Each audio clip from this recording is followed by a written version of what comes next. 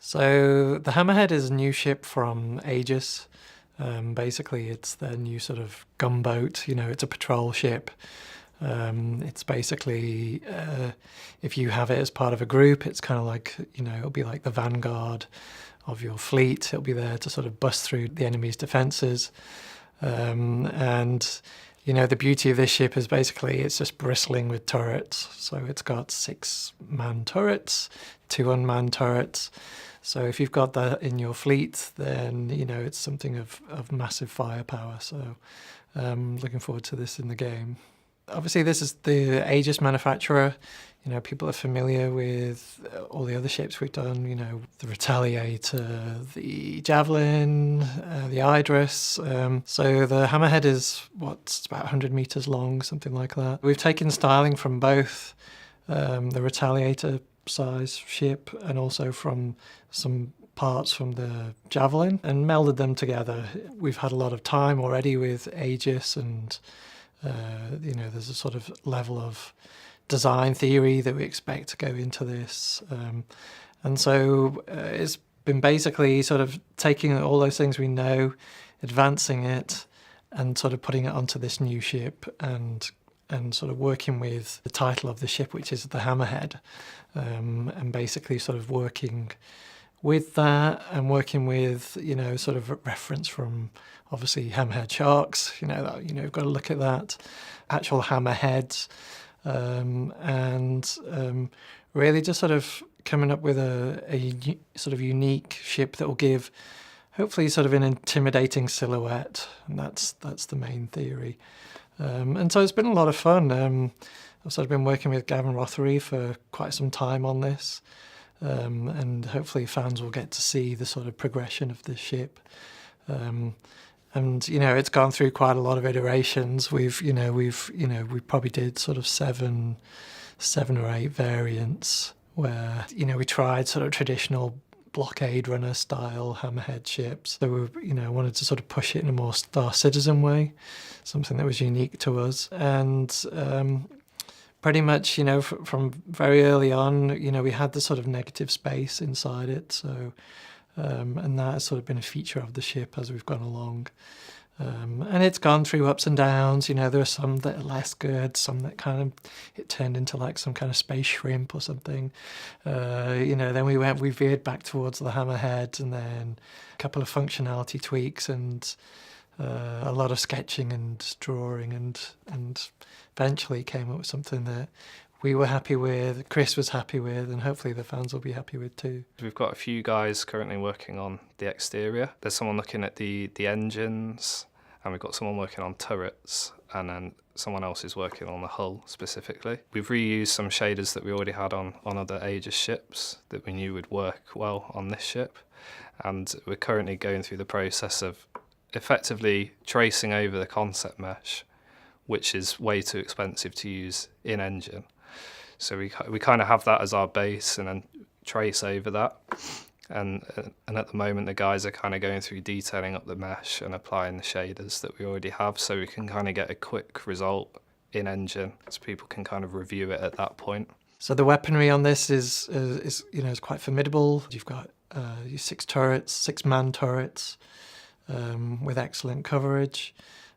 Each of those turrets has 4 guns on them. You also have 2 unmanned turrets, and then there are also 4 missile pods, basically 2 on the top that pop up and 2 on the underneath that pop down, I guess. And I think that's in total 32 missiles, S3 missiles. It's effectively kind of extra firepower for larger capital ships.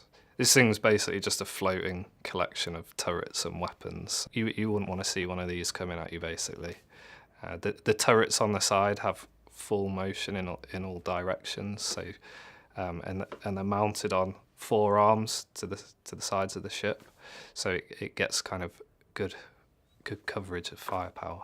The interior of the Hammerhead, you would see a lot of familiar things because we've used elements from pre-existing kits from the Aegis manufacturer. We've done tweak on colour schemes. It's just generally darker, a little more imposing. But there are key rooms which are unique. So you've got the Hammerhead, which is basically filled with these hydraulic rams on the interior, which you can see they're exposed. We kind of just sort of wanted to hint at that sort of feeling of maybe it could take a good hit. We don't have that gameplay, but still thought it was a really strong feature. And also within the head is basically the docking collar. And underneath that is the bridge, basically. So that's kind of another unique feature. The bridge is actually, when you're going to be looking out, you're going to have the head above you. So it's going to give it quite a unique feeling. You have captain's quarters, which is solely just for him, where he'll reside. He'll have his own bed, his own shower, his own toilet. Then you have the crew quarters, which will be for 7 people, as well as a co-pilot's separate room. You have a small mess hall where they can go for food, because when they're on the ship, they're there for months stretches at a time, so they need to be able to sustain themselves. There's a cargo room that can, I think, 5 meter square area-ish. There's hallways leading to where the turrets go as well, engineering consoles, things like that. I mean, obviously it's going to be cool because you're going to be coming into dock and you're going to be right there. It's going to be right in front of you and stuff. The other areas are basically the sort of the cargo room, which basically is just on 4 massive, well, I'd say medium-sized hydraulic rams, and they lower down and they can hold a good amount of cargo. They can also hold a rover. That was one of the requirements, just managed to squeeze them in. And then that's also sort of combined with some of the sort of exposed engineering, because the engines are essentially on either side of that room. And there's a small sort of cubby hole basically for the mechanic. And hopefully, I think it will give quite a nice experience, because you'll be sort of tucked away in there, but you'll also have good coverage of your cargo room. And also that leads to one of the rear turrets. So it's quite a nice vantage point. My favourite features, I think, there's a lot of good stuff. I think overall probably is the hammerhead and just the sort of the silhouette of the ship, how it's all come together. I think it's really well designed. I think that's probably my favourite part of it, aesthetically.